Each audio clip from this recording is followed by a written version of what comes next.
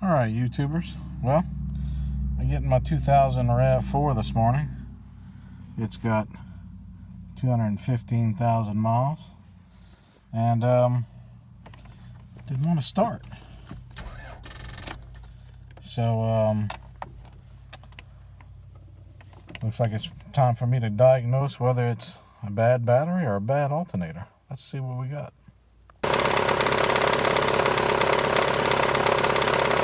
It's charging. Bad battery.